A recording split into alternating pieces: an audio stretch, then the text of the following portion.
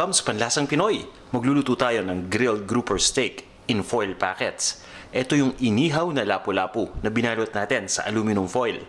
At ito yung mga ingredients na kakailanganin natin. Gagamit tayo dito ng grouper o ng lapu-lapu steak. Kailangan din natin dito ng toasted na garlic o yung bawang na tostado, ng melted butter, pati na rin ng lemon. At gagamit din tayo dito ng salt o ng asin. Umpisa na natin. Paghahaluin muna natin dito yung melted butter, yung asin, yung lemon. Bukod sa lemon, pwede tayong gumamit dito ng lime o ng kalamansi. So, pipigan lang natin ang lemon ito. Ayan. At pagkatapos nito, ilalagay na natin dito yung ating tostadong bawang. Ayan na yung bawang. At pagkatapos ay hahaluin lang natin ito mabuti. Kapag mahalo na, i-arrange na natin yung ating grouper o yung lapu-lapu doon sa aluminum foil. Ngayon na iayos na natin yung ating lapu-lapu sa aluminum foil. Ang gagawin natin ay ilalagay lang natin yung mixture dito. Nung pinaghalo natin kanina na butter, ng lemon, garlic, pati na rin yung asin. Diba? Simpleng-simple lang. So, ilalagay lang natin dito. Sa parehong lapu-lapu na slices natin. Ayan. At pagkatapos ito guys, ang gagawin natin ay isisil lang natin itong ating aluminum foil.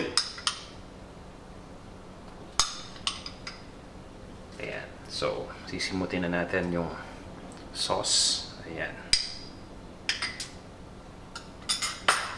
So, isisil muna natin ito. Ititiklop lang natin. Make sure na hindi tumulo yung ating sauce na nilagay.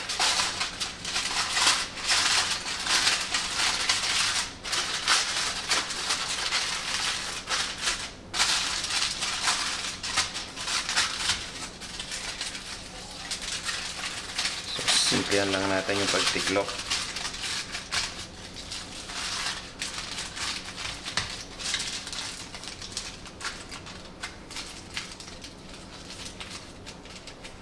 Yung kagandahan dito sa aluminum foil pwede ninyong itiklop ito ng paraan na gusto ninyo. So, nasa sa inyo kung paano ninyo mas maganda pang maisisil itong ating isda dito. Ayan. So, ito yung isa. Yung kabila naman, yung isang isda naman.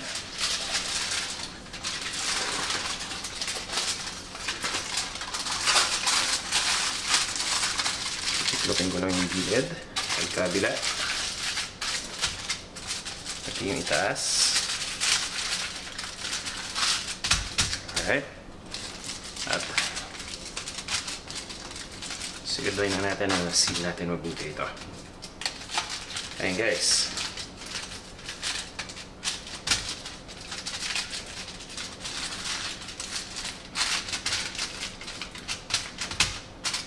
So ready na itong ating grouper o lapu-lapu para ihawin. Pero ang ginagawa ko dito, since sa taas lang natin nilagay kanina yung ating mixture, tinitilt ko ito para kumalat dun sa ilalim.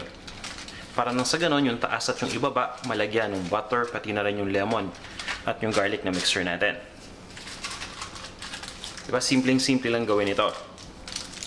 Pagkatapos, ready na tayo para ilagay ito sa ihawan at iihawin na natin. Ngayon guys, ihanda lang natin yung ating grill. Papainitin lang natin ito.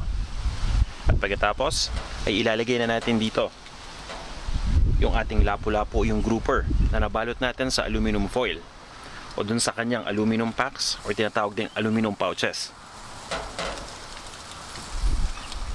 Ayan.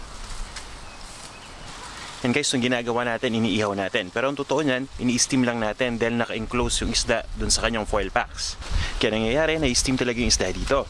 So hindi na natin kailangan ibaliktad po itong ating foil pack para iluto to. Dahil yung steam talaga yung magluluto dito sa isda kahit hindi na natin to baliktarin. Bukod sa pag-ihaw, pwede rin natin ilagay ito sa oven para ma-bake. So ang gagawin natin guys, ipapabayaan lang natin itong maluto. Tatakpan ko muna itong ihawan at lulutuin lang natin. Ngayon guys, ready na itong isda. Tatanggalin lang natin ito dito sa ating ihawan. At pagkatapos ay tatanggalin lang din natin sa kanyang foil pack o foil pouch. Ililipat lang natin ito sa isang serving plate. Ngayon guys, silipin na natin. Pagkatapos nating ihawin, tingnan natin.